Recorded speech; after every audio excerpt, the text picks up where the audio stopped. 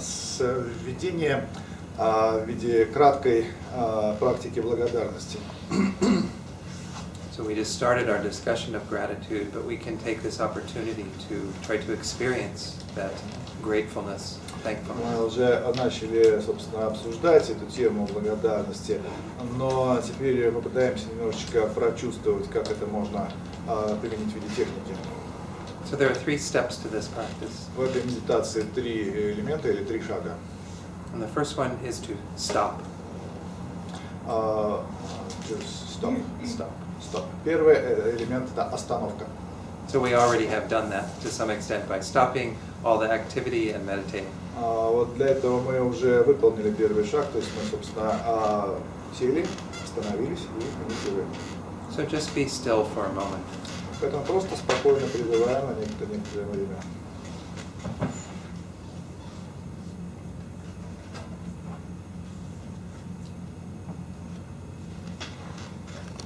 Второй шаг — посмотреть, взглянуть. So be curious about your own experience in this moment. Исследуйте свое собственное переживание, свой собственный опыт в данный момент. Can you experience a sense of gratitude for something in this moment? Можете вы сейчас почувствовать благодарность по какой-то причине, по той или иной причине? You can just see what comes to mind.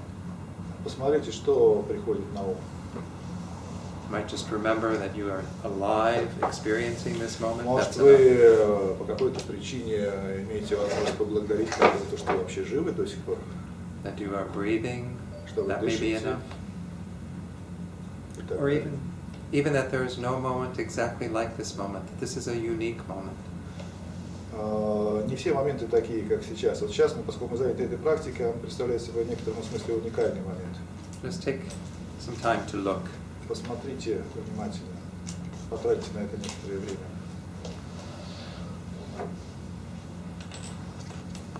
To go. Так мы остановились, посмотрели, теперь надо пойти.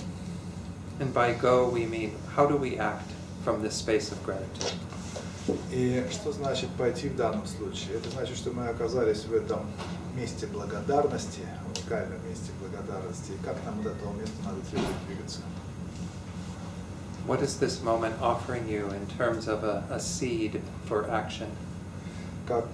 Что предоставляет нам, какую возможность нам дает, предоставляет нам этот момент, чтобы как можно дальше действовать? How can you make this life beautiful for yourself?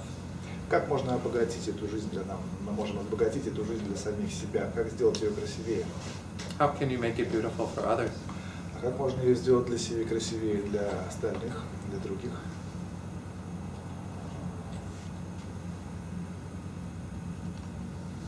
Generate our motivation. Теперь вот из этого места благодарности необходимо зародить мотивацию.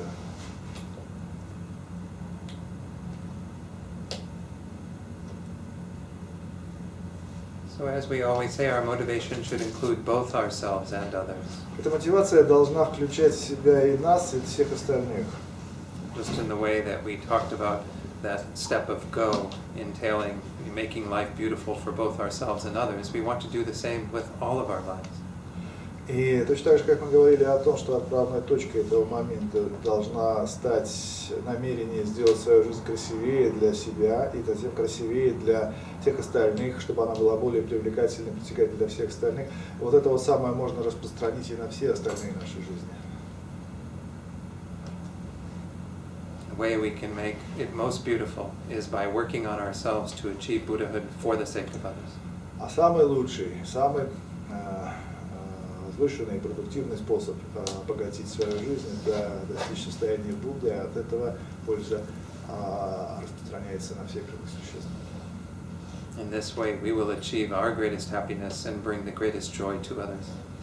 Это принесет счастье нам самим, собственное наше счастье и великую радость для всех остальных. So try to cultivate that intention. Попробуем взрастить, по крайней мере, поразмышлять об этом намерении.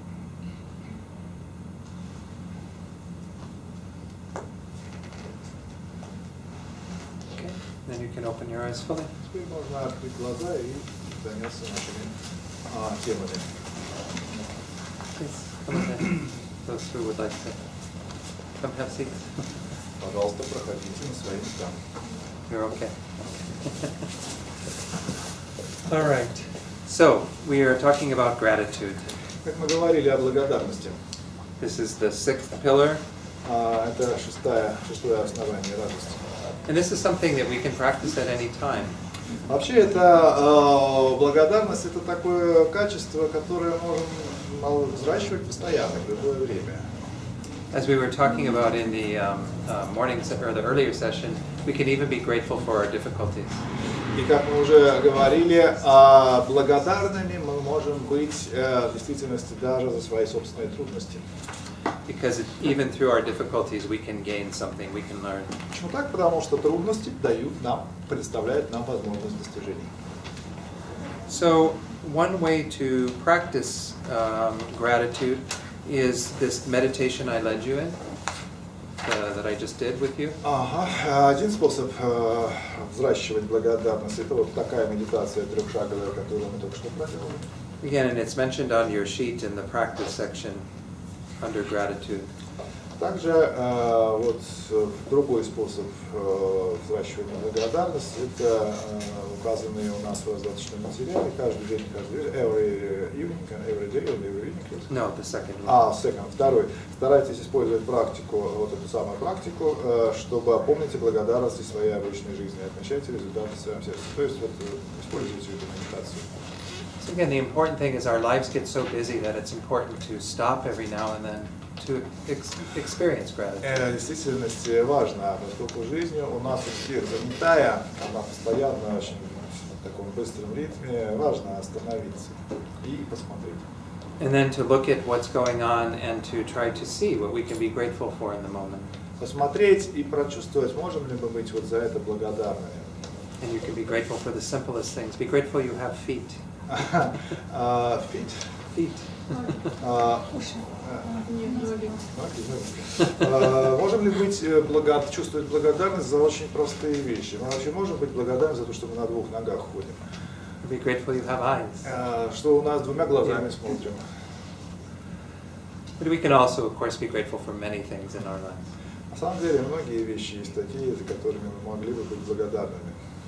Then the third step is to go from that place of gratitude Вот от to этого act. места благодарности, которое образуется, затем нужно оттолкнуться и пойти. And sometimes we can get some interesting insight when we do this process. Вот такие остановки, если делать, остановиться, оглянуться и отправиться, это может дать очень интересные прозрения порой. Because when we act from a place of gratitude, our hearts are very open.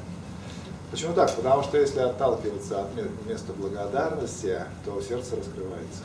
And we feel more connection to others. И это позволяет нам почувствовать связь с другими. So were there any insights from doing that meditation this afternoon? Может быть, даже кто-то сейчас что-то такое подумал, или пережил, или почувствовал, что мог бы поделиться или хотел бы высказать. Вот просто кто-то что-то хочет высказать в связи с озвученным. Ну, у меня как-то был пациент с глаукомой. Значит, на третий... Это форма рака такая, да? Нет, это повышение приглазного. Значит, вот где-то после третьего сеанса он пришел весь в слезах. Я что такое? Он впервые увидел окна в доме напротив. Всего-то. Для нас что это такое, понимаешь? А для него это было вообще счастье. That's interesting.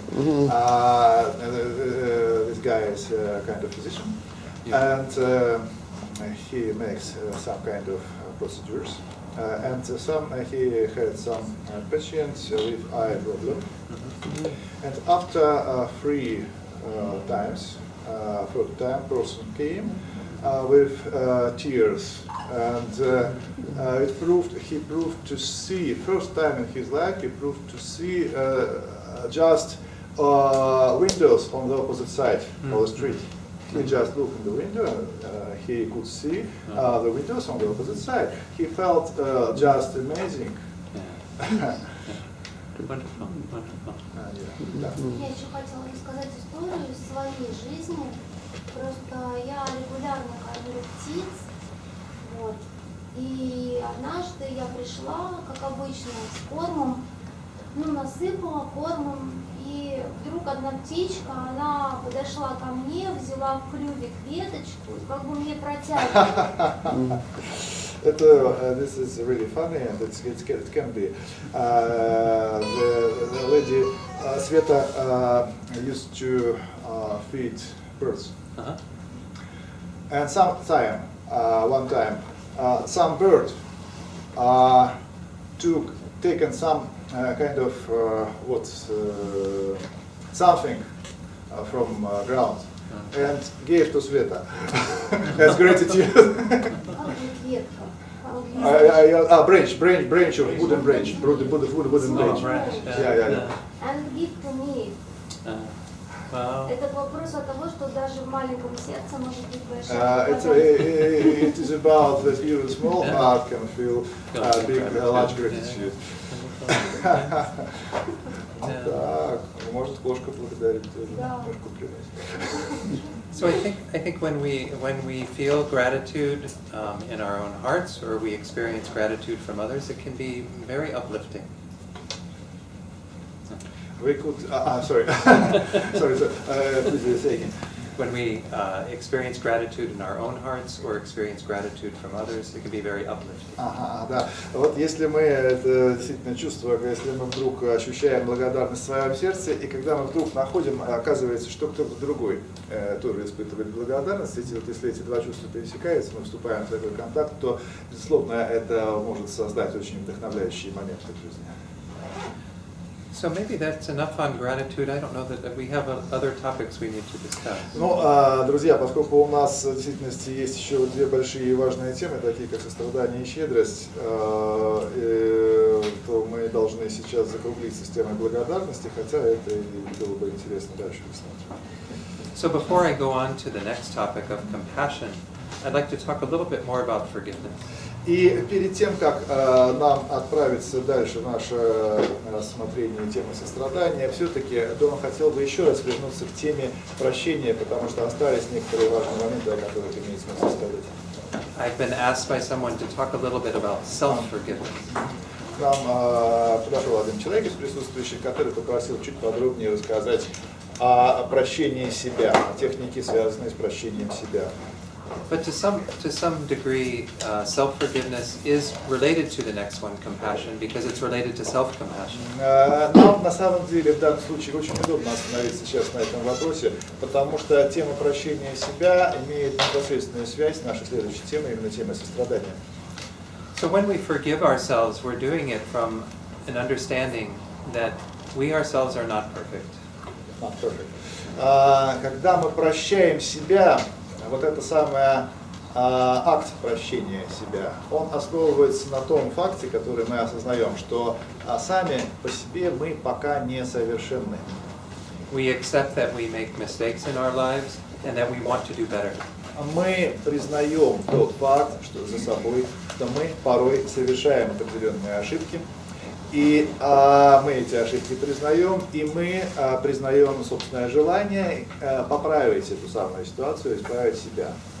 So a lot of times when we focus on ourselves and see that our own faults, we become very hard on ourselves. И если вот мы много этим занимаемся, смотрим на свои ошибки, мы порой можем переусердствовать, мы можем, так сказать, начать себя воспринимать не с лучшей точки зрения. But it's important that we are very gentle with ourselves and understand that we are like everyone else. Но для того, чтобы направить это мышление в конструктивное русло, в действительности мы должны быть к себе некоторую мягкость испытывать. То есть мы, в общем, должны подойти к себе, ну, скажем так, не зло. There's a woman named Kristen Neff who has written a lot on self-compassion. Kristen Neff. Был такой деятель Кристиан Неф, который написал много очень как раз о техниках прощения себя. And when we're practicing that or self-forgiveness, it's important to use some of what she says, which I'll share in a moment. Пардон, это женщина. Так вот, когда мы используем эти самые техники прощения себя, важно использовать то, что мы... I'll share now. Share? I'll share it right now. Важно использовать вот то, о чем сейчас идет разговор, то, что сейчас Дон будет говорить. So her first step is to acknowledge that what we're experiencing is suffering. В первую очередь шаг необходимо признать и осознать, что то, что мы переживаем, испытываем, это страдание, а мы страдания помним, что это, в общем, неудовлетворенная ситуация неудовлетворенности. And this is important with self-forgiveness too, because it is hard to look at the faults that we've committed. Почему это важно? Это важно для прощения себя в том числе, потому что то есть важно понять эту ситуацию, то основание, на котором мы совершаем вот эти самые свои ошибки, то, что, к чему мы, так сказать, не хотели бы, чтобы мы совершали и так далее. And the second step is to understand that that is part of our common humanity. Второй элемент, второй шаг, надо понять, что эта самая ситуация в действительности it's common for the people. It's common for everyone. Что она в действительности является элементом нашей принадлежности, вот, собственно, к этому виду живых существ, такому как человек. Да? То есть, что вот это самое несовершенство, эта самая ситуация, она вообще характерна для всех людей. As I said earlier, we all make mistakes. Как уже говорилось, все мы совершаем ошибки. No one is perfect. И совершенства у нас нет ни у кого. Maybe the Buddha. Вот у Будды, может быть, и есть, а у нас нет. Можно тогда вопрос? Ну, допустим, одно дело поступки, другое дело тенденции. Могу себе простить, что я там опрокинул и разбил стакан. Значит, могу простить. Дальше я, так сказать, могу оставить включенным воду, так сказать. Но в конечном итоге за этим, так сказать, лежит, допустим, мое разгильдяйство, предположим. Так сказать, если я буду постоянно себя прощать, так сказать, у меня не будет стимула себя совершенствовать, более, так сказать, быть концентрированным, более внимательным и так далее.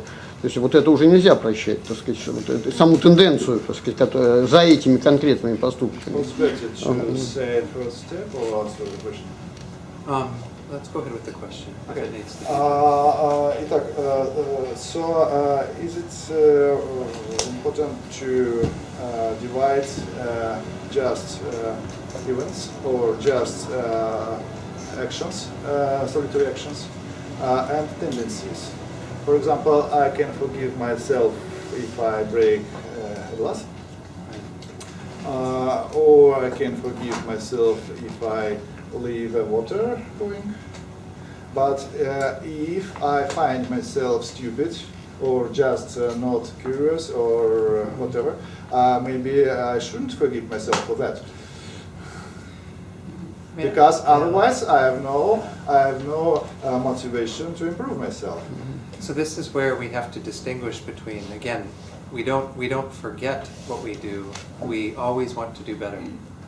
Но здесь важно помнить о том, что прощение не означает забывчивость. Это не означает забыть. Если мы что-то сделали, это не означает простить, это не означает забыть, что мы что-то сделали. Да, это означает, что мы должны признать и затем стараться действовать лучшим образом, чем раньше, чем до этого.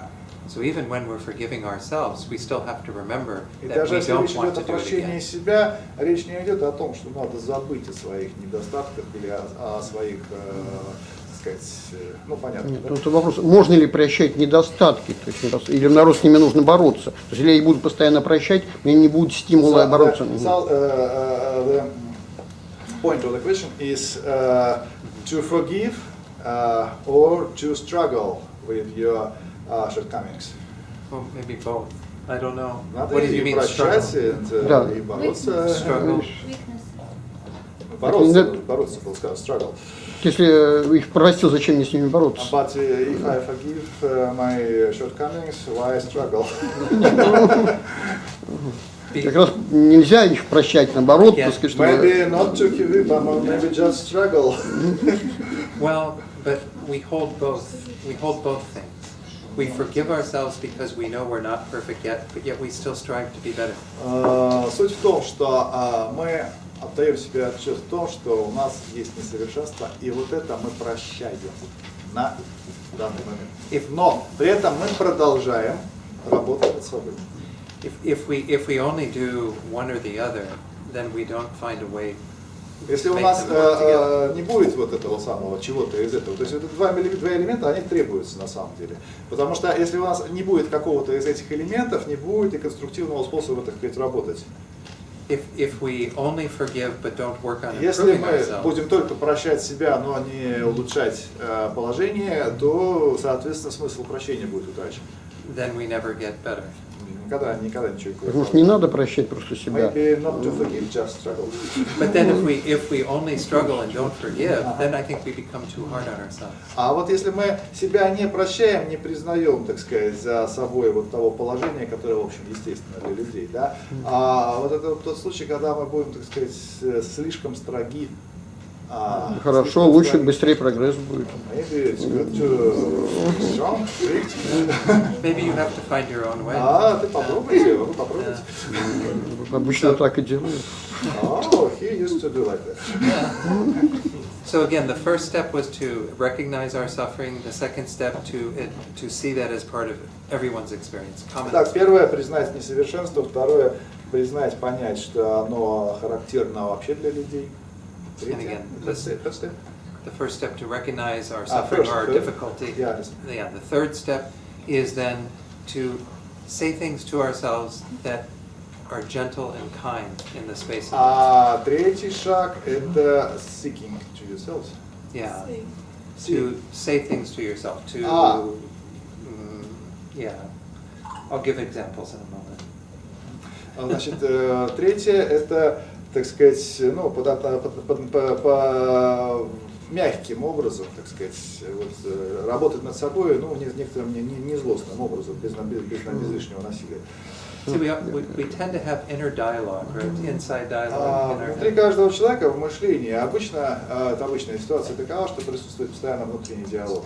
And if you were writing down everything you said to yourself, you'd be surprised, shocked at what you say Если to мы yourself. попытались и смогли, на самом деле, так просто, если мы вдруг смогли записать все, что мы себе говорим, все, что мы себе наговариваем внутри, и потом прочесть вот это, мы были бы весьма удивлены. Sometimes we say very mean things to ourselves. Meaning? Mean, like rude, angry. Порой мы очень грубо с собой разговариваем сами с собой. So if we think about how would you talk to a friend who is having difficulty? А если мы подумаем о том, как мы говорили бы с другом, на самом деле, у которого трудности, у которого проблемы, вот как бы мы с ними говорили, то мы говорили бы совершенно иным образом. И вот так мы должны, на самом деле, разговаривать с собой. So if you think about that, then you will say kinder things to yourself because you would not say those harsh things to others. И вот в действительности, если мы говорим кому-то, кому мы хотим помочь, мы не станем говорить вот эти вот грубости. Вот такой же способ надо перенести и на себя в действительности. And we don't like to hear harsh things from others. Потому что от других, вообще говоря, мы не склонны выслушивать грубости. So why do we think we like to hear it И from почему ourselves? это мы позволяем себе, самим на себя же, говорить грубые вещи? Почему так? So in self-forgiveness, we want to say things to ourselves like, I genuinely forgive you. Поэтому, когда речь идет о самопрощении, о прощении самих себя, то мы пытаемся сказать себе очень искренне, что у тебя трудности, так вот за это я тебя прощаю, сам себя в смысле. And you could say things to yourself like, I know I make mistakes, but I know I'm trying to be better. И мы говорим, что я знаю, да, ошибки допущены, я их допустил, но я вообще-то по-настоящему хочу исправлять эти ошибки. So in this way you try to nurture yourself, to care for yourself. Это способ в действительности взращивать позитивные вещи в себе, внутри себя.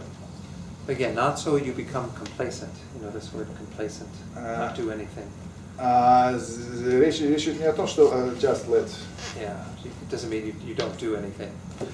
Здесь речь идет не о том, чтобы оставить все как есть и вообще ничего не менять, и ничего не делать просто с этим. It means you care for yourself. Наоборот, постоянно заботиться о том, чтобы вещи поменялись, мы сами поменялись, то есть делать это совершенно искренне и последовательно, но делать это мягко. And you still roll up your sleeves and do the work.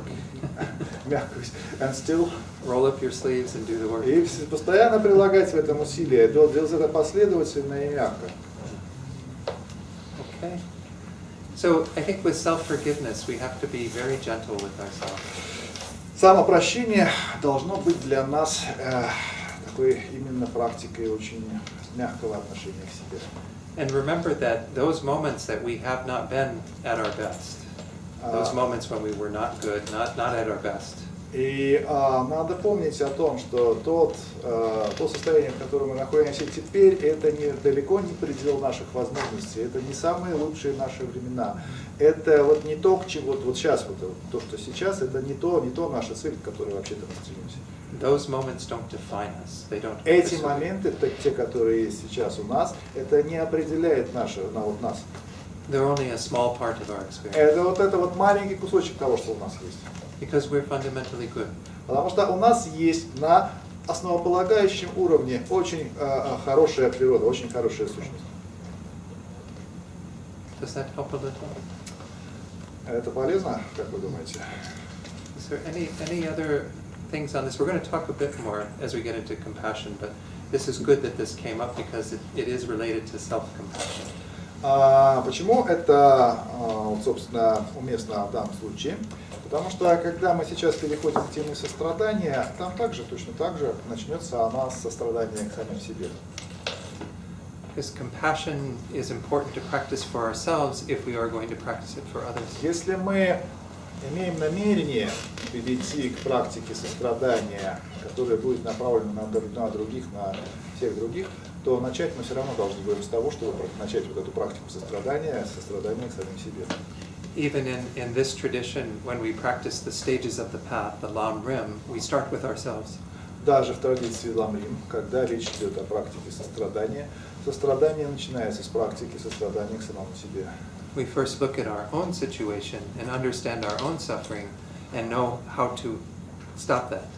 И начинается с рассмотрения своей собственной ситуации, с того положения, в котором мы сами находимся, и с понимания того, как исправить, как преобразовать эту ситуацию, то есть вот прекратить то плохое, дурное, что есть, и начать что-то лучшее.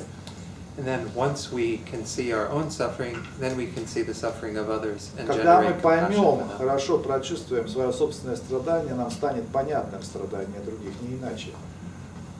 So compassion for ourselves first, then compassion for others. Поэтому, потому что нам понятно в себе, там понятно оно станет и в других. По этой причине сначала сострадание к самим себе. So I think a lot of people skip compassion for themselves and go right to compassion Очень for others. многие люди пытаются перепрыгнуть через это, и они сразу говорят о сострадании ко всем остальным, а о сострадании к себе они даже не задумываются. But it is important to start with На ourselves. самом деле это важно. It's hard, it's difficult. И это не просто, не надо думать, что это какой-то очень простой шаг. I think we like to keep an image of ourselves that we're doing fine, everyone else has problems. А нашим естественным таким, наверное, социальным, свойством является, что мы стремимся поддержать свой собственный имидж, свой образ, что мы такие, вообще у нас все неплохо. But Buddhism says we all have problems. У нас все неплохо, нам вообще-то говоря, ну так вот, мы вот сейчас от других позаботимся, да, к себе сострадание направлять. И мы так держимся за этот имидж, за этот образ, в буддизме-то говорится, что вообще-то у нас у всех проблемы. Okay. So to finish gratitude, the one thing I didn't mention was the first practice. Итак, вот мы еще, говоря о благодарности, не озвучили первую практику, которая у нас записана every night and every day. Right. Каждый день и каждый вечер уделяется несколько минут спокойному вспоминанию 3 моментов дня, за которые вы благодарны. Записываете их в журнал благодарности. Предлагается вести некий дневник. Вспомните 3 вещи, за которые вы согласны, готовы почувствовать благодарность. So this comes from the book of joy. Это опять из книги «Радости». And again, it's up to you if this sounds like something you would like to do. Но это опять рекомендация, которая вам либо нравится, либо не нравится. То есть вы в данном случае вольны относиться к ней так, как сочтете уместным. То есть можете использовать, можете не использовать. And then the other practice, stop, let go, it's important that I mention that is from a Benedictine monk named David Standalras. Which one? The stop, let go. Stop, let go. И вот эта вот трехшаговая практика, которую мы вначале выполняем, это она происходит от бенедиктинского монаха Дэвид Стэнли-Раст, его зовут. So, are we ready to go on to talk more about compassion? И мы, наверное, теперь перейдем все же к состраданию. It's quite a few slides. I should have had you go closer, sorry. So there's the slide that you'll be seeing is a picture of there's a homeless man, a man who is living on the streets. Where? It'll come up in a moment. Сейчас у нас будет некий бомж на это самое. And there is a man who is giving him money. И некто, кто с ним поделился деньгами. And it's coming soon. И там будет что-то интересное с этим ситуацией связано. Okay, next one there. Right. And it says empathy and compassion. Эмпатия и сострадание. Но эмпатия, так и говорят, эмпатия. В общем, эмпатия – это способность сопереживать, умение вот понять, что переживает, прочувствовать, что переживает другой человек. Это называется эмпатией. Because they are both in this cartoon, empathy and compassion. And the empathy is because the man who is homeless has a mirror. Вот как. Значит, вот эта вот картинка, he is keeping a mirror, yes? Yes, he's holding a mirror. Вот эта самая картинка, она говорит о чем? Вот этот человек без определенного места жительства, он держит зеркало в руках. А тот человек, который к нему подошел, он смотрит вот на это все, в том числе на это зеркало. Что он там это зеркало? Он себя, естественно, видит. So the empathy is the ability for the man who's giving the money to see himself in a homeless person. То есть, что такое эмпатия? Эмпатия – это когда, если человек вот дает эти деньги кому-то, да, в такой ситуации, это способность, его способность увидеть самого себя в той ситуации. He's kind of experiencing what the other То есть man он is так experiencing. прочувствовал, что вот себя на этом самом месте. They often say empathy is being able to put yourself in the shoes of another person. Как они говорят в Америке, эмпатия – это способность влезть в чужую обувь. And so from that empathy, he then practices compassion, which is trying to relieve the suffering. Сверх вот этой самой эмпатии, сверх способности влезть в чужую обувь, он занят практикой сострадания. Почему? Потому что сострадание, это оно как раз направлено на то, чтобы чужое страдание прекратить. So maybe we can read the definition of compassion that is on Давайте the sheet. обратимся к нашему определению, которое здесь дается. Это сострадание, чувство сопричастности, которое возникает у нас при виде страданий другого и желание облегчить эти страдания. So again, this definition of compassion is when we're talking about compassion for others.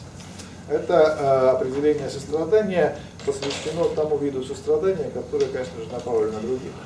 But as I said, this starts with having compassion for ourselves. Как вы только что сказали, на самом деле сострадание начинается с сострадания к самому себе. And so compassion is an important thing in our world, but sometimes can be seen as being weak as well. Compassion. Compassion. Is it a problem, yes? It's an important thing in this world, but sometimes can be seen as being weak. Так вот, сострадание на самом деле играет важную роль в нашем мире, но порой оно представляется, видится таким, что тот, кто сострадателен, тот слаб. Сострадание слабо, так часто воспринимается. But actually compassion means having great strength. На самом деле сострадание требует великой силы. Because we can respond to the suffering in the world in ways that will help to relieve it. Потому что сострадание – это способность ответить на вызовы страданий этого мира и способность сделать что-то для того, чтобы их облегчить. So do you think it is in our nature to be compassionate? Как вы думаете, в нашей природе нам свойственно быть сострадательными или нет? What do you think? Ваше мнение? Люди кивают. Все говорят, да, нам свойственно быть сострадательными. I think it becomes very evident when we see disasters in the world. Когда мы видим в мире трудность, ну, как скажем так, вот, не то чтобы трудности, а вообще, когда мы видим плохие вещи, да, вообще говоря, конечно, это нас задевает. Sometimes even people who are harmed to themselves, who are they've experienced the disaster themselves, want to help others who have experienced it. Порой люди, испытавшие некий вред на себе, они начинают испытывать желание помочь тем, кто предотвратить аналогичный вред для других людей, или, скажем так, облегчить аналогичные вещи для других людей. Это вообще относительная ситуация такая известная.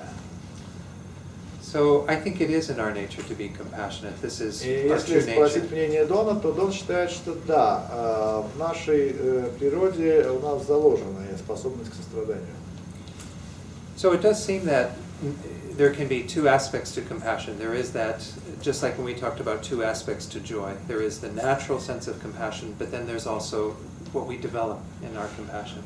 Точно так же, как и с радостью, которую мы упоминали, может иметь два аспекта, точно так же и с состраданием. Значит, у нас есть естественная способность, то есть естественное свойство, склонность, скажем так, которая позволяет нам быть сострадательными. Но также есть и результативное сострадание, которое мы способны переживать после того, как проделали определенный путь в духовном развитии, то есть развили свою способность. So I think we can learn how to be more compassionate over time. И мы способны учиться быть сострадательными, и от всех ситуаций в жизни мы на самом деле способны этому учиться. I already mentioned that compassion is emphasized greatly in Buddhism, particularly Mahayana Buddhism. Сострадание в целом имеет большое значение, состраданию в целом придается большое значение в буддийском учении, но особое великое значение ему придается в буддизме Махаяна. And there are many practices to help us to engage in compassion, generating Для того, compassion. чтобы зарождать и осуществлять выполнять практику сострадания в рамках буддизма, нам предоставляется множество разнообразных техник и возможностей.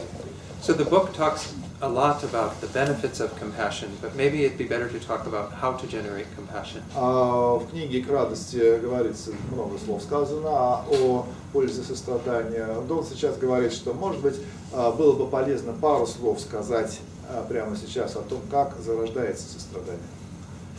So why is it difficult to practice compassion? Для начала имеет смысл спросить, а почему практика сострадания является трудной? If it is our nature, then why do we not practice Ну, it all если the это time? в нашей собственной природе быть сострадательными, то почему, собственно, практика сострадания это трудная? Чего вдруг?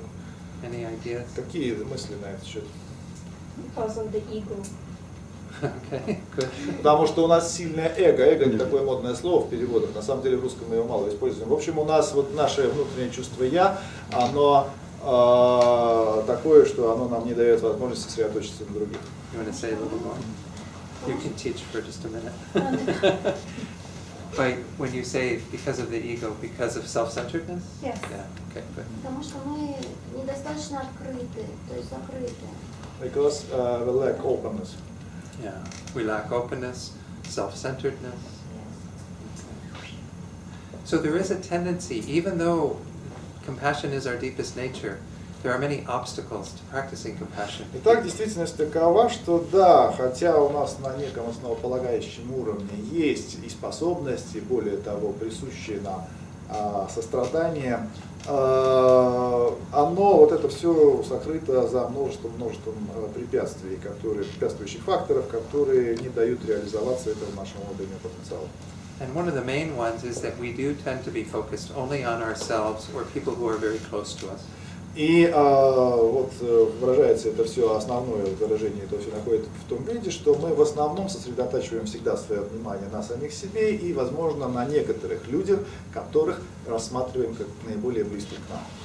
But we know we can practice compassion because we can have compassion for those who are close to us. We know we can practice it because we can have it for others who are Но close. уже даже тот факт, что мы вот имеем этот ближний круг, который у нас есть, людей, которых мы рассматриваем как своих наиболее близких, показывает, что, в принципе, мы способны к практике сострадания. Почему? Потому что вот эти близкие, собственно, люди, эта близость, она имеет уже место.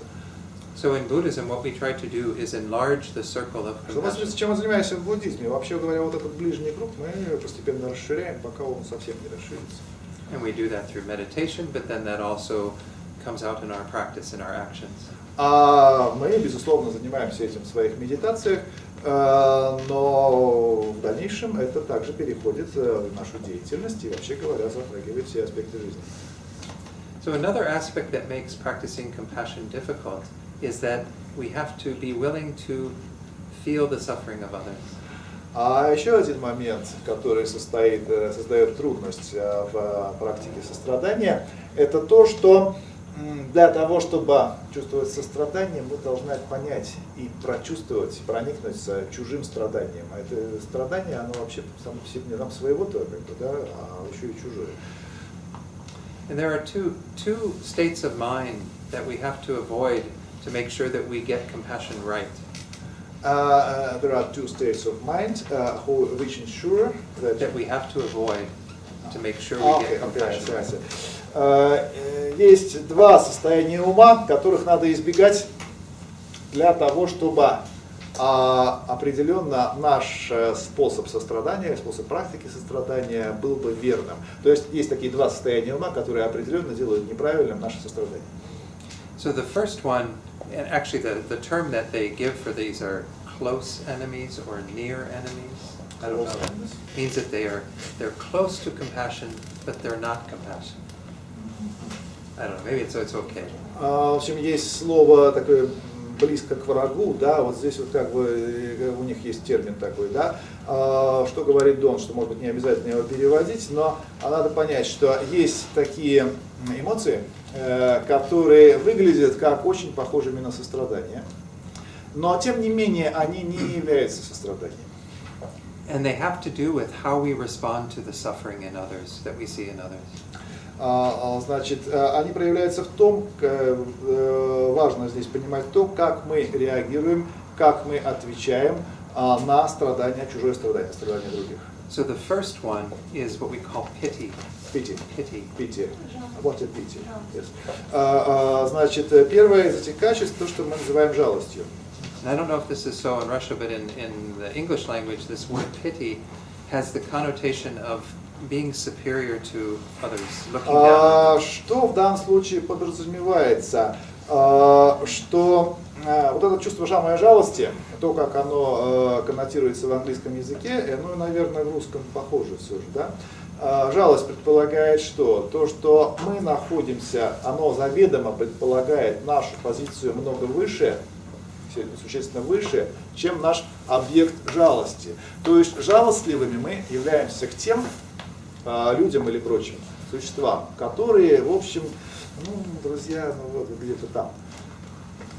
Вот, то есть, когда мы вот так вот направляем свое сострадание, да, вот это вот мы называем условно жалостью, и вот эта вот самая жалость, это не сострадание. So when we see the suffering of others, we feel, oh, poor you, but I'm okay. И когда мы вот в этих случаях, когда мы испытываем такой вид переживаний, то есть то, что мы думаем, мы и вроде бы сострадателями, а на самом деле что происходит? Ой, бедняжка, как мне жаль его. Мне еще кажется, плохо, на самом деле. Сострадание это более активное, так сказать, чувство, желание помочь. Сострадание, ну бедненькие, вы несчастненькие все. Без жалости, то есть это без желания помочь. So it's a note that this feel of pity is not supposed to any help. Sometimes we can help the other person На who's самом деле suffering, даже с этим чувством жалости помогает порой. but we don't do it with real empathy. Но настоящего сопереживания при этом не испытывается. Говорит, ой, бедняжка, ну давайте я денег что ли дам. It's like we're afraid to feel their suffering. То есть это не то переживание, которое является страданием. So the other one is where we feel the suffering too much.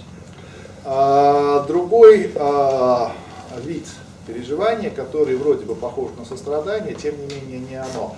Это когда мы чувствуем, слишком сильно чувствуем страдания, слишком много чувствуем страдания. So sometimes this is called overwhelm.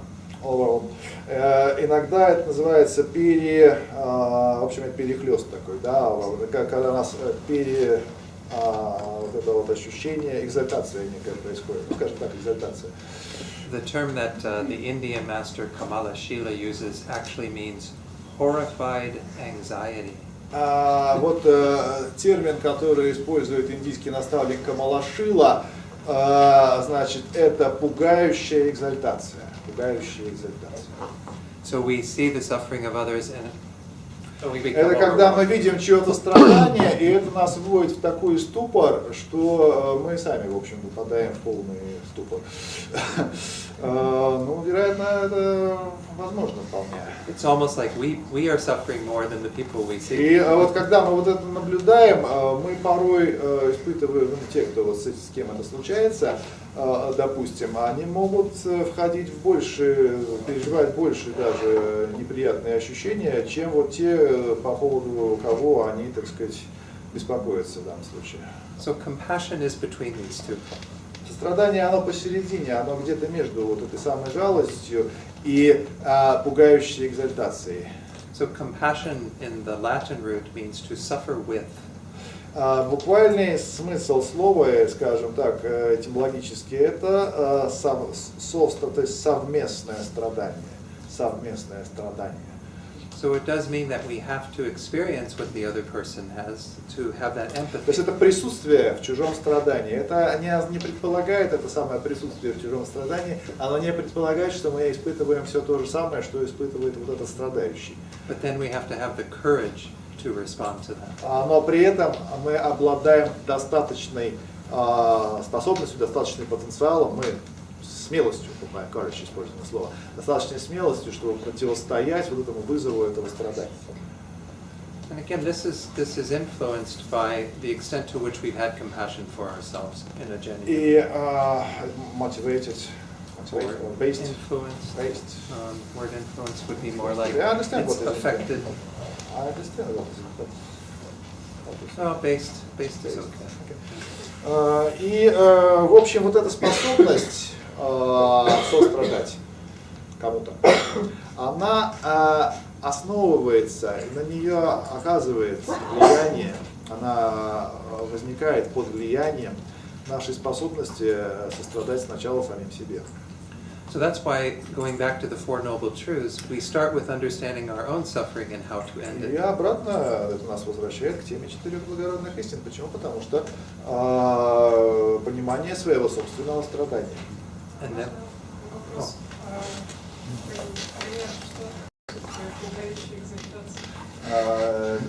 Lady asks more clear example of this horrifying exaltation. Oh, horrified anxiety. Sometimes people can feel great sadness and depression because they can't accept the suffering of the world. Людям, да, даже за собой как возьму. Людей порой охватывает, скажем так,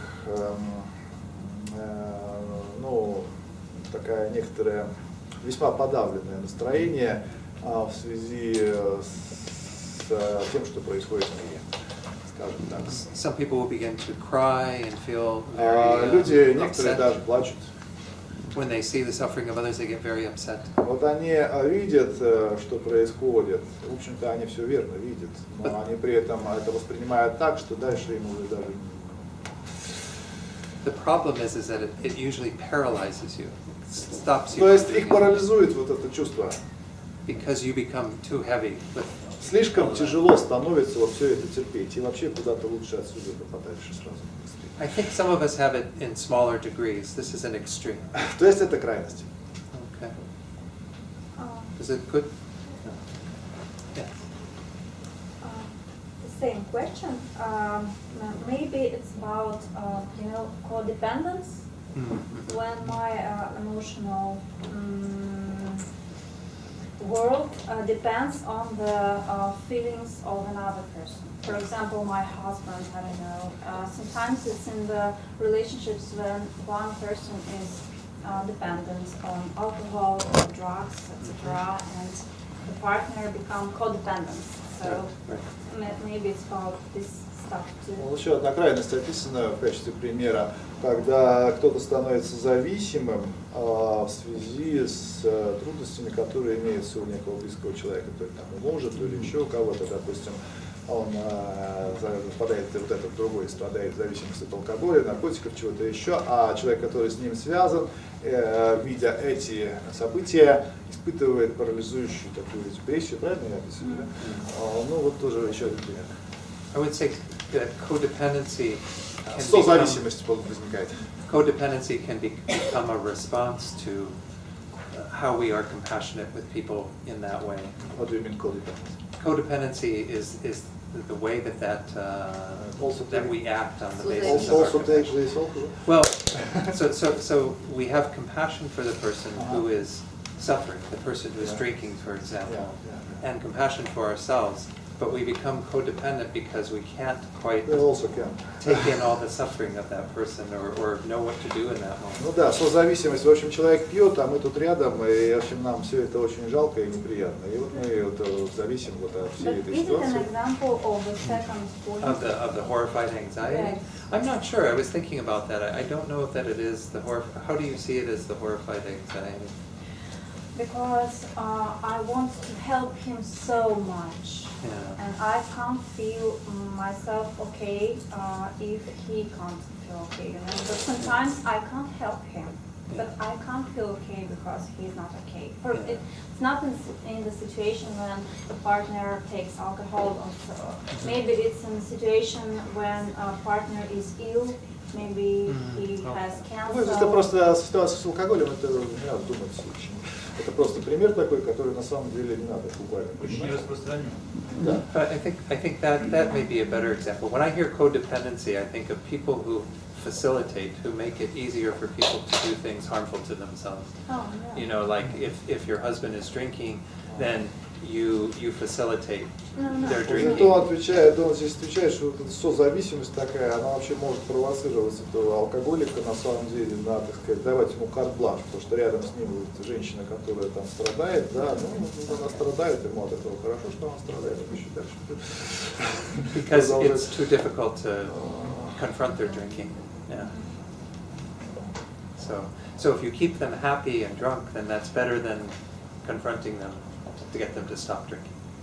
You see what I don't know. Do you need to share that? Нет, я не очень поняла. Давайте я на русском But попробую. if you see others who are suffering who are close to you, but you feel the overwhelm of their situation that you can't do anything about it, then I think it is close to that. В общем, вот эта запугивающая экзальтация, это все те ситуации, когда вы, скажем, видите некие серьезные проблемы, да, и они вас настолько парализуют, что вы не способны ничего позитивного вот уже, так сказать, не предпринять, не мыслить, так сказать, вы находитесь вот в этой самой экзальтированном состоянии, и в этом так вот. Ну, то есть это будет примером, то, что я назвала. Возможно. Да, да. So it will be the example of... I think so. Yeah, I think that's another example. Yeah. Any other questions on this discussion of compassion? No questions. Okay. All right. So let's talk a little bit about how we generate compassion. Так, пару слов, как все-таки зарождается сострадание. Acknowledging that there are difficulties in practicing this. Acknowledging. Keeping in mind, remembering that there are difficulties. То есть надо опомнить, отдавать себе хорошо отчет в том, что практика сострадания не является легкой, не является простой. То есть она имеет трудности. So as I've said earlier, it's important to start with oneself. И, как сказали, важно начать с самого себя, с самих себя. And this technique that I discussed from Kristen Neff is a good place to start. Вот техника, которая христианская, которая обсуждалась, which one exactly? Where I'll go through the 3 steps. Трехшаговая техника, которая обсуждалась вот от бенедиктинского монаха, это хорошая отправная точка, например, можно с нее начинать. These are the 3 steps I went through in regard to self-forgiveness. Связанная с прощением себя. So we first acknowledge our own suffering. Признать свое страдание. And that can be simply saying to ourselves, this is a moment of suffering. Надо понять, вот это вот сейчас, то, что я испытываю, это страдание. This is difficult for me. Это для меня, это неудовлетворительно, для меня это вообще плохо, трудно. Then the second step is to say, but this is part of the shared Ну, experience, на the самом common деле, experience. вообще-то все в таком же положении. This is part of my shared humanity. То есть, ну, это общее. And then the third step is to say very kind things towards ourselves. И третье, мягко относиться к себе. Like, may I be free from suffering. Пускай я смогу от этого освободиться. May I be free from all the causes of suffering. Пускай смогу освободиться от причин этого страдания. May I know true peace. Пускай смогу найти по-настоящему удовлетворительное состояние, то есть найти смогу покой. We can also, practice generating thoughts of loving kindness towards ourselves, metta. И зарождение любящей доброты – это также вот этот самый способ, который можно начинать с себя, направлять ее на себя. Loving kindness to ourselves. Yes. Yeah, a lot of times these two are practiced in conjunction. Loving kindness and compassion. И вот эта любящая доброта и сострадание – это разные практики, тем не менее они очень взаимосвязаны, очень сильно взаимосвязаны между собой, они поэтому постоянно пересекаются. The difference between these two is compassion is looking at our suffering, and loving kindness is looking at our desire В to be чем happy. разница между любящей добротой? Я перевожу, так принято это loving kindness, или любящая доброта. Конечно, можно пытаться литературно подобрать слово, но в общем принято любящая доброта. Так вот, в чем разница между любящей добротой и состраданием? Сострадание сосредотачивается, объектом сострадания является страдание. Да? And the object of loving kindness Is being the wish to be happy. Объектом любящей доброты является желание счастья. And we see that this is the situation for ourselves and all beings, is that we don't want to suffer and we want to be happy. В действительности общим, абсолютно общим свойством всех, без исключения живых существ, является желание избегать страданий, то есть не страдать, и желание обрести счастье. And in spite of that wish to not suffer and be happy, we still suffer and aren't happy. Вот это абсолютно общее для всех желание, тем не менее имеет противоположную действительность, потому что все сталкиваются со страданием, и счастье достичь не в состоянии. So every being, including ourselves, is an object of compassion and loving kindness. Поскольку это так, вот такова действительность, поскольку это первая благородная истина, то каждое живое существо представляет собой объект сострадания. So again, we can generate those thoughts towards ourselves. May I be happy? May I be free from suffering? Эти самые мысли о зарождении сострадания мы также можем направлять на самих себя. Мы говорим уже, пусть смогу я стать счастливым, пусть смогу я не страдать. But ideally, it's within an understanding of the Buddhist teachings that we've talked about, the Four Noble Truths. И Ideally. Ideally, I understand. Ideally, it's important to practice this within an understanding of the Four И Noble Truths. в идеальном случае важно вот это самое мышление практиковать в контексте понимания буддийского учения, понимания той действительности, Four Noble Truths. Yes. So we don't just wish for freedom from some forms of suffering, like aging and illness and so on. И важно по этому причине стремиться избежать не только каких-то частных проявлений страдания, например, избежать проявлений старости или избежать болезни и так далее. Но we don't just do that. We want the deeper level of freedom from all suffering. Но ставить своей целью исчерпание страдания на очень глубоком уровне и полностью и окончательно. Because we have an understanding that it is possible to attain that. Ключевым моментом здесь является понимание того, что на самом деле это можно осуществить. And when we wish for happiness, we don't want just temporal happiness, temporary И happiness. точно так же, когда речь идет о счастье, о практике любящей доброты, то есть желание счастья, очень важно ставить себе стратегическую задачу не просто некоторого, а какого-то частного проявления счастья. For example, just to have good health, Ну, например, просто быть здоровым good food. или просто хорошо питаться. Instead, we want ultimate happiness. Но важно стремиться ставить себе задачу, стратегическую задачу, достичь счастья окончательной формы счастья. And the most ultimate happiness is Buddhahood. Самая окончательная, самая последняя, высшая форма счастья – это состояние Будды. So we practice at whatever level we can, but try to work towards that goal. И вот эту самую практику, связанную со страданием, любящей добротой, можно осуществлять на том уровне, который нам подходит, на любом подходящем для нас уровне, any level we can, but try to work towards this deeper goal of но, complete тем freedom не from менее, ставить цели имеет смысл вот такие стратегические, кардинальные, то есть окончательно возвышенные цели. suffering. Okay. So there's a very powerful technique taught in Tibetan Buddhism that's called Tonglen. И есть в тибетском буддизме, излагается в связи с озвученными задачами, очень значимая техника, называется под названием Тонглен. How many of you have heard of Tonglen? How many of you? Have heard of Tonglen? Кто из вас вообще что-то слышал о Тongлене? Give me hands up more so I can see. Okay, quite a few. Just few people didn't hear. Just a few. Few people didn't hear. Oh, few people didn't hear. Few people didn't hear. Okay, so these words Tong and Len in Tibetan Buddhism, they mean give and take. Эти слова, два тибетских слова тонг и лен, означают давать и забирать. But we practice them in the opposite order. Вот эта практика тонг лен, она наоборот переставляется местами, то есть забираем и отдаем. So it's frequently called taking and giving, Забирание и отдача. or taking and sending. Забирание, иногда принятие и отдача переводим. Ну, забираем неправильно.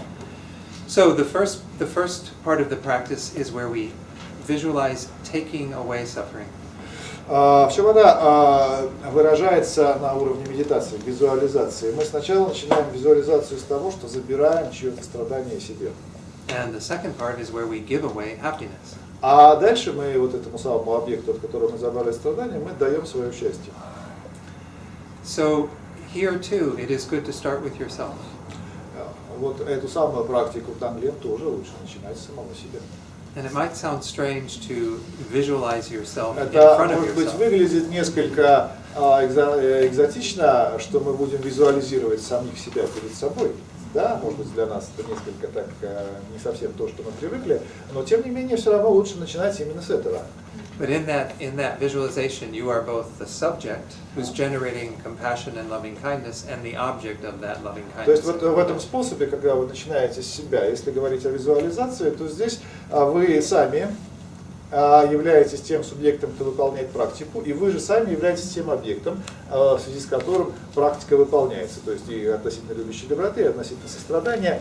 Если мы говорим о вот этой первоначальной визуализации, когда мы направляем это на самих себя, то мы, как бы, так сказать, раздваиваемся, да, обредмечиваем себя. То есть мы сами ее выполняем, и мы же сами же и здесь перед собой. So when you are visualizing yourself in front of yourself, you're going to think about yourself in what you're experiencing right now or in the future. Когда мы визуализируем самих себя перед собой, мы думаем о себе, зная свой собственный опыт, мы думаем о себе, что вот этот человек передо мной, вот этот самый я, да, который вот передо мной, что он переживает сейчас на данный момент, что это вот самое существо будет переживать дальше в будущем. And you first think about the suffering that you're experiencing or will experience. И мы в первую очередь сосредотачиваемся на том страдании, которое переживается сейчас или которое будет переживаться. And then seeing yourself with compassion, begin to generate thoughts of compassion towards yourself. И мы занимаемся тем, что зарождаем сострадательное мышление, сострадательное, скажем так, вот именно сострадание в отношении самого себя в связи с тем страданием, которое переживается на данный момент, которое будет переживаться в будущем. Sometimes they talk about 3 thoughts, sometimes 4, but I'll just introduce 3. В разных традициях используют 3 или 4 мысли, способы мышления. Но мы сейчас поговорим о способе с 3 мыслями. The first one is called kind of a wish. Первое из них это определенное желание. I think it's wish. Let me look it up. Anyway, you think to yourself, how wonderful if I were free from suffering. Что это за желание? Это такая мысль, которую можно сформулировать. Как было бы прекрасно, если бы я, опредмеченный, да, как было бы прекрасно, если бы вот это самое я освободился от страданий. Прекрасно ли было? Okay. The second thought is more of a aspiration. It's an aspiration. Второе – Something you это aspire. устремленность. And it's may I be free from suffering. И устремленность формулируется уже «пусть я освобожусь от страданий». And so it's stronger than just Оно, это самое First устремление, это сильнее, больше силы, более сильная такая мысль, нежели вот было бы хорошо, чтобы я освободился от страданий. Пускай я освобожусь от страданий. And then the third thought is a sense of being responsible for that. А второе – это чувство ответственности за вот это самое, то, на что направлено устремление. То есть, first, second, third. Значит, первое – это да, хорошо было бы освободиться. Второе – освобожусь. И третье – это я беру на себя за это ответственность. Это чтобы вот этот вот я освободился от страданий. And when you're thinking about yourself, it's I will free myself from suffering. Я освобожу себя от страданий. Okay. We'll see when you're working with others, then it's I will free them from suffering. А потом мы когда-то перейдем и дальше, когда мы будем уже то же самое проделывать с другими, мы возьмем на себя ответственность за их освобождение. Но начать мы должны все равно с себя. So it's a greater level of responsibility. Потому что это просто увеличение уровня ответственности. And admittedly, we can't free ourselves from our own suffering right now or others in this То moment. есть если мы пока-то будем говорить о том действительности, то мы вообще-то ни других, ни самих себя еще не можем освободить. But this is about making that determination that we Но will вот do that. принять решение и, скажем, вот эту самую такую решимость, да, ответственность мы на самом деле можем. The fourth one, just so you know, it is sometimes you ask for inspiration to do that from the Buddhas. В чем состоит четвертая мысль, которую порой используют в практике, это обращение за благословение, просьба о благословении, которую обращает к возвышенным существам. So you could think of the Buddha of compassion, Например, вот такому Будде сострадания, который по-тибетски называется Ченрезик или Авалокитешвара на санскрите. His holiness is said to И be говорят, что его святейшество Далай-лама это, incarnation. собственно, человеческое воплощение Будды сострадания Авалокитешвара. But whatever you could visualize the Buddha. If you're a Christian, you could visualize Jesus Christ. Ask for blessing. Здесь не так уж это важно персонали.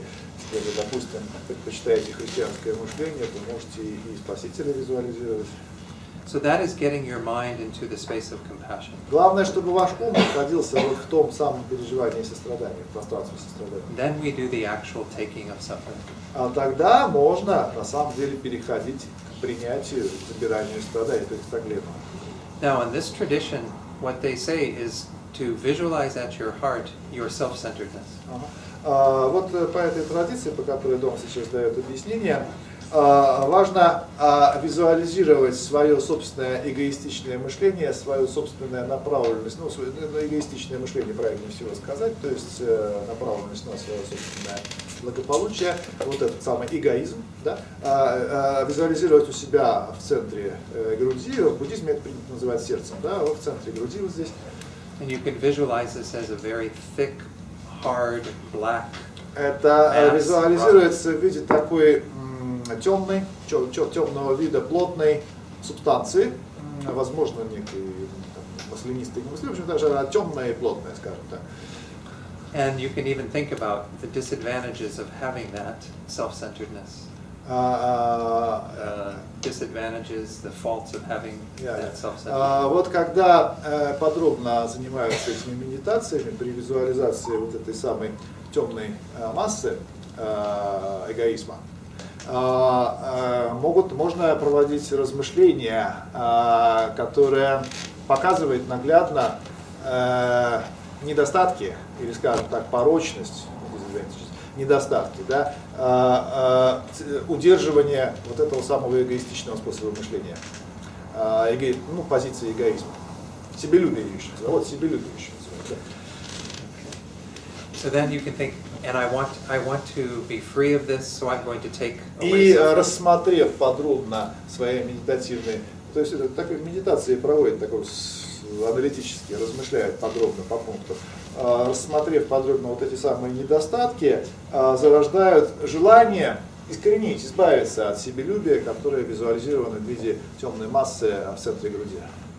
And then if you want to use the breath, you can use the breath to begin this process of taking. И часто также можно использовать процесс дыхания в качестве основы для визуализации следующего действия. А именно, что это за следующее действие? То есть на основании в связи с дыханием. So then as you focus on that person in front of you, which is yourself, then you breathe in that suffering in the form of Мы black smoke. начинаем со вдоха и представляем, что вот в этот момент, когда воздух входит, очень такое дает ощущение всей практики живое, когда в ноздри входит воздух, что мы при этом видим? В нашем созерцании мы представляем, что страдания всего того человека, все те страдания человека, которые мы визуализировали перед собой, а мы помним, что это мы сами, да? Так вот, мы себя визуализировали раньше перед собой, и все те страдания, которые испытывает тот самый я перед собой, мы с этим вдохом забираем в себя. И куда оно приходит? Оно приходит как раз туда, где у нас черный сгусток. So you breathe it in the form of hot black smoke that comes down to your heart Мы ее center. забираем как? Мы забираем в своем воображении в виде такого же черного дыма, который входит в нас с дыханием и приходит туда. And some people, when it comes to your heart center, it destroys this self-centeredness. Вот оно туда приходит, и оно естественным образом разрушает это самое эгоистичное мышление. Почему так? Right? Some say it does it instantly. А некоторые люди даже говорят, что у них это получается так ощущать, что это мгновенно происходит. But when I teach it, I suggest people do it gradually. А Дон говорит, что вообще говоря, я советую, чтобы вот этот процесс, так сказать, исчерпания одного другим происходил постепенно. So you breathe it То есть in, вы вдыхаете, and then it eats away with some of this. и оно diminishes съедает, it, понемножку becomes съедает вот это самое ваше эгоистичное мышление. And then you breathe in more, and a little more goes away. А вот вы еще дальше вдыхаете, еще больше страданий, оно еще больше пожирает ваше эгоистичное. То есть надо понимать, что вот эгоистичное мышление, черный сгусток, то есть само эгоизм, да, а оно там страдание, оно как бы снаружи. Мы вместо того, чтобы мы кормить это хорошими вещами, мы забираем страдания и туда прям к своему эгоизму отправляем. Да? То есть вот оно постепенно поедает наш собственный эгоизм. And then you keep breathing it in until you completely destroy it. И вот мы так продолжаем визуализировать, продолжаем поступать дальше. В конце концов мы видим, наблюдаем, как вот это самое забираемое страдание извне, оно в конце концов полностью исчерпывает этот черный сгусток, который в конце концов исчезает. So at that point, you no longer have self-centeredness, and yourself in front of you no longer has suffering. Ага. И когда мы это представили себе, мы осознаем, воображаем, что в этот момент мы уже больше не имеем эгоистичного мышления внутри себя. Весь этот черный сгусток полностью исчез. А человек, которого мы представили перед собой, он уже полностью больше избавился от страдания, и у него больше нет страданий, он больше не страдает. So then you can stop for a moment. И мы можем на этом остановиться. Rejoice. Остановиться почему? Потому что мы остановимся и порадуемся, что это уже неплохо. Be very happy that you've Мы done this for можем yourself. сказать, что о, как хорошо, как восхитительно. But then you can look at yourself and say, but I'm still not completely happy. Но дальше мы следующий шаг должны сделать. Мы посмотрим на себя перед собой, мы скажем, ага, освободился от страданий, здорово. Но ведь он еще не развил, я еще полностью не развил позитивного, то есть счастья, того, что мы счастье, окончательного счастья. So then you generate loving kindness towards Затем мы yourself. зарождаем мышление, которое определяем вот как любящую доброту. And you do that in 3 or 4 И steps. здесь опять 3 или 4 шага. First thinking, how wonderful if I had Как happiness было in бы the causes of happiness. восхитительно, как было бы восхитительно, если бы этот человек наконец обрел, тот, что передо мной обрел окончательное подлинное счастье. Secondly, may I have happiness and its causes. Я обрету, вот это я, которое здесь, я обрету это счастье. And then third, I will do this for myself. I will И place я myself in happiness. за это беру на себя ответственность, я обязательно этого достигну. And when we work with others, we say, I will place them in Когда happiness. мы созреем до того, чтобы визуализировать других перед собой, мы будем говорить, я возьму на себя ответственность за то, чтобы они этого достигли. And then we can make the request. That's the fourth step. А If в you wish. качестве четвертого шага можем обратиться к благословению. Please bless me to be able to do Возвышенным this. существам. Okay.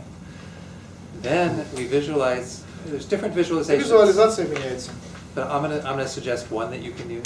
Здесь могут быть в действительности разные визуализации. Дон предлагает вот один из вариантов. You can be as creative as you wish with Tonglen. На самом деле есть много визуализаций относительно Тонглена, можно изучать их в разных местах и использовать те, которые больше, так сказать, более уместны в вашем случае. For example, one teacher I had with the taking part had a different visualization. Например, один из учителей, у которого Дон обучался, предлагал по-другому это визуализировать, вот ту озвученную уже часть, когда забирать места. He said, at your heart, your self-centeredness is like a big lump of meat. Big massive meat. Like Вы представьте себе, что вот это ваше эгоистичное мышление, это такой массивный кусок мяса у вас тут в центре. Then when you breathe in the suffering, it comes in the form of wild animals. А когда вы забираете чужое страдание, вы забираете его в форме диких голодных зверей. They come at the heart and they Они devour the meat. врываются в ваше вот это самое, ваш этот образ, и достигают этого вашего эгоистичного мышления, а оно как мясо, да, и они пожирают его, рвут на части. It's not a technique that I enjoy. А Дону не нравится. So I don't like this one. Дону все это не нравится. So, but anyway, you can be creative with that. So when we work with the giving Можно part, творчество. when we work with the giving part, one suggestion is to visualize now at your heart a beautiful jewel at your heart For second part. for the second part. Итак, допустим, вариант для второй части, когда Тонглена, когда отдача счастья. Допустим, можно представить себе очень драгоценность, большую вот такой очень драгоценный предмет внутри себя, драгоценность, сияющий бриллиант. We could think of it as being crystal clear, Очень, допустим, чистый бриллиант. and we can think of it as being wish fulfilling, a wish fulfilling. А не просто бриллиант, а это еще исполняющая желание драгоценность, то есть которая любое желание исполняет. Then we think that everything that we have that brings us happiness transforms into white light that is infused into this jewel. И всякого рода предметы, которые наделяют нашу жизнь счастьем, все, что дает нам удовлетворение, все, что делает нас счастливыми, вот все переживания, которые только можем вообразить, не знаю, то, что у нас на самом деле есть, которые мы только можем вообразить, они все в виде света, белого света, заполняют вот эту исполняющую желание драгоценность внутри нашего сердца. That includes all of the things that we possess, people in our lives. Это может относиться ко всей собственности, которая у нас то ли есть, то ли мы желали бы иметь. Это может относиться ко всем людям, которые могут нас окружать, или которых мы желали бы, чтобы нас окружают. All of our positive karma, good karma. Все позитивная карма, которую мы накопили или желали бы. Everything we have that brings us happiness. Все, что угодно. Even our own body. Да, собственное тело. All transforms into light Вот это все превращается в свет and is inside this и jewel. находится в этой самой внутри этого бриллианта. Then we begin to breathe that out. И мы выдыхаем. And when it meets the person in front of us, which in this case is И оно ourselves, все вот переходит в этого человека перед нами. the light transforms into everything that person needs. И превращается во все то, что нужно этому человеку. We can start with things that bring happiness in the moment.